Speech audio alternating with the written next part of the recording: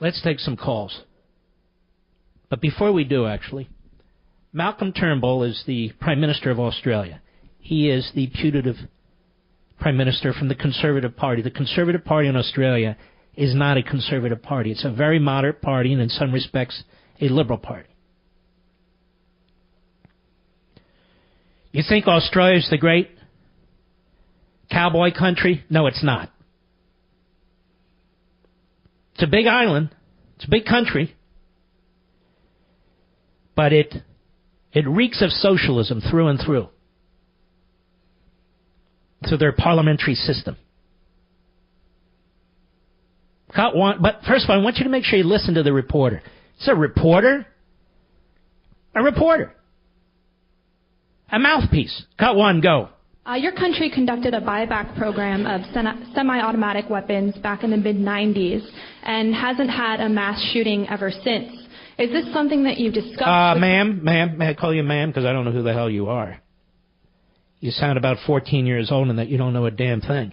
There are buyback programs in every major city in America, including Chicago, where there's murders damn near every night. Multiple murders damn near every weekend. How come you don't mention that? Because it doesn't fit the argument. That's why. Go ahead.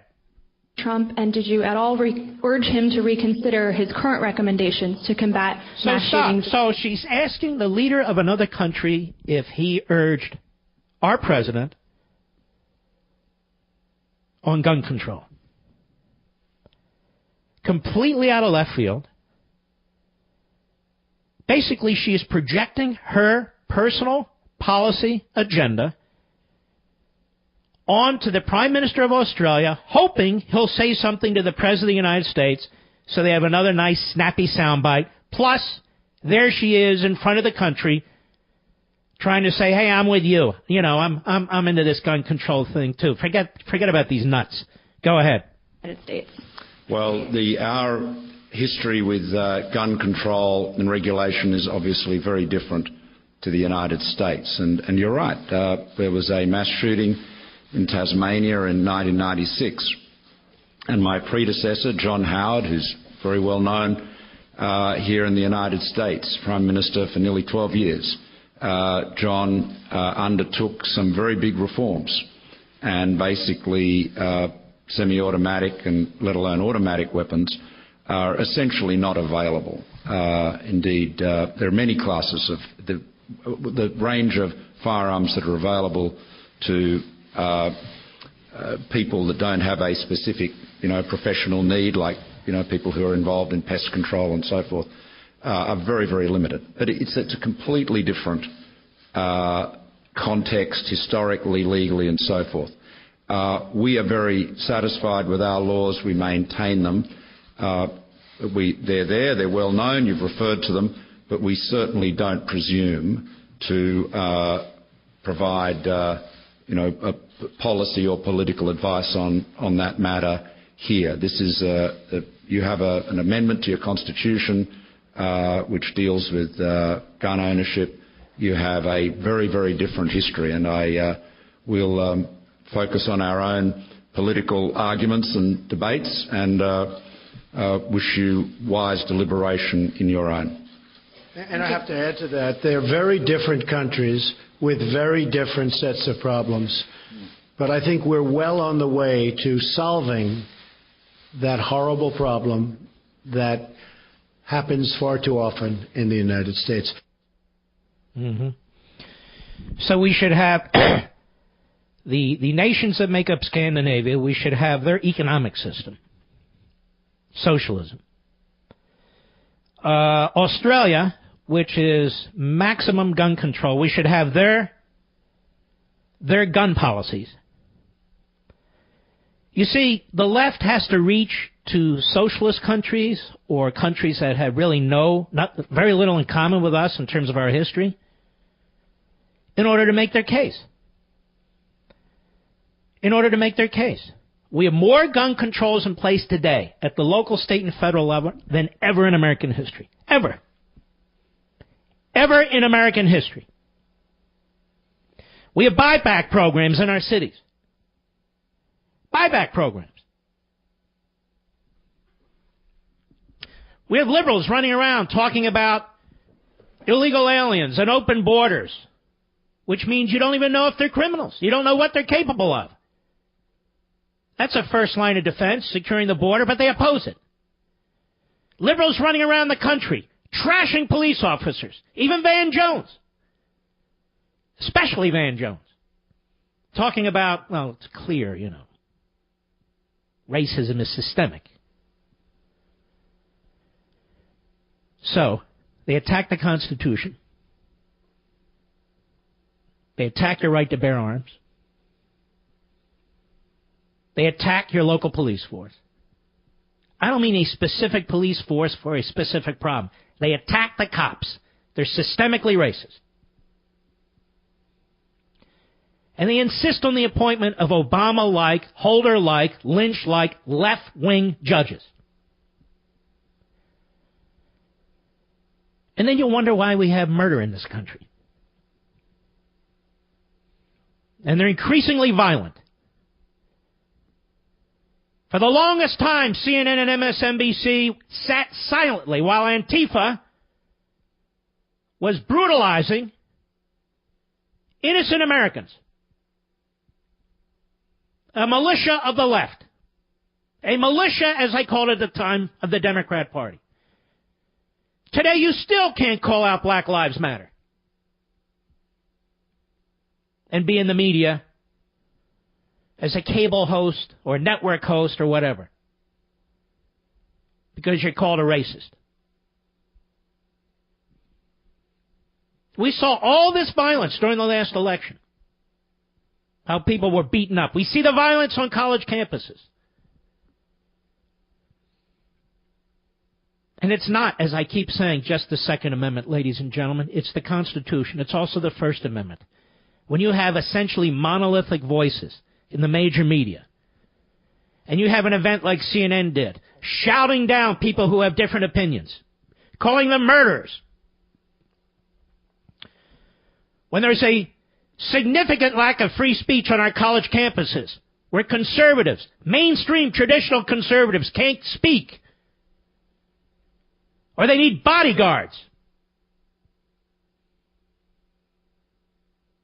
It's not just the Second Amendment. It's the First Amendment, and it's the rest of the Constitution. I'll be right back. Mark Levin.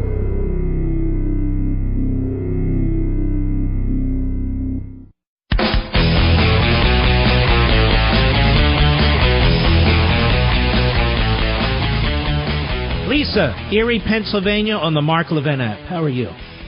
Good. Thank you, Mark, for having me on. You bet. About 15 years ago, I was hospitalized. I checked myself into a hospital for an eating disorder. Mm-hmm. And about 2 years ago, I attempted to get my concealed carry license in Pennsylvania.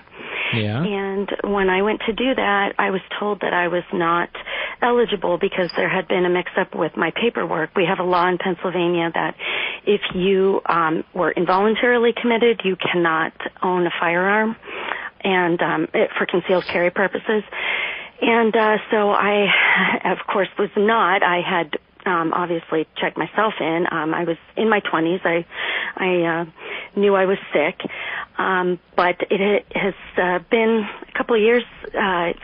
It is immediately after I hired an attorney, and we've been in litigation trying to have this scrubbed from my Unbelievable. record. Unbelievable. And you know what? I hope people are listening to you, Lisa, because this is what's going to happen. Bogged down in bureaucracy, bogged down in politics. The left has us exactly where we want us.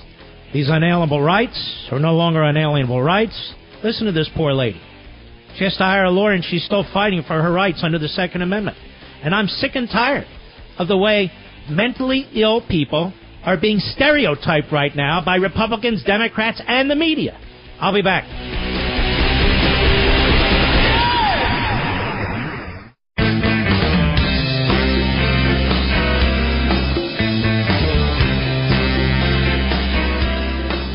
Making sure the land of the free and the home of the brave stays that way. Dial Mark Levin now at 877-381-3811.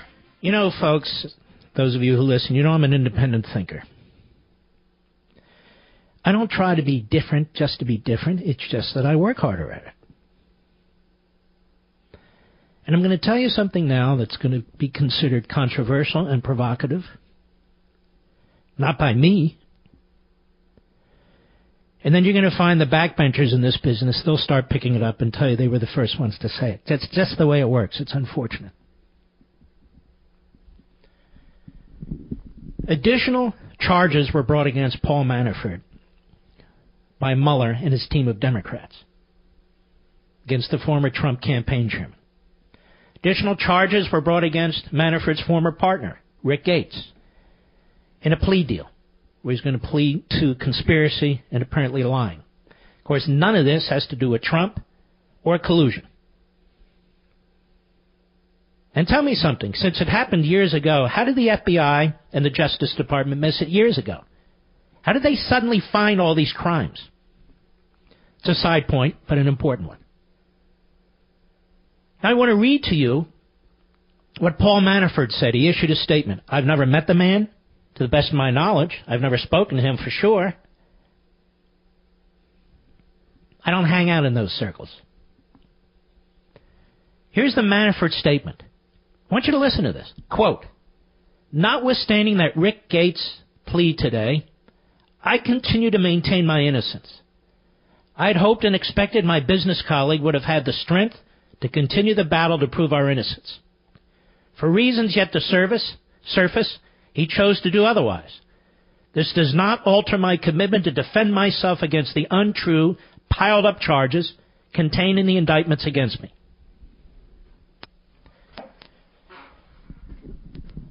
I'm starting to have admiration for this Paul Manafort. I'm starting to have admiration for this guy. He's the one guy who hasn't buckled. And they are trying to brutalize him. They're trying to punish him. They've now brought indictments in 2 jurisdictions, Washington, D.C. and Virginia. They're going to have to figure out how to deal with that. FBI agents at the direction of the special counsel and his team of Democrats, as you well know, charged into the Manafort apartment with guns drawn at 6 a.m. in the morning while he and his wife are sleeping in bed.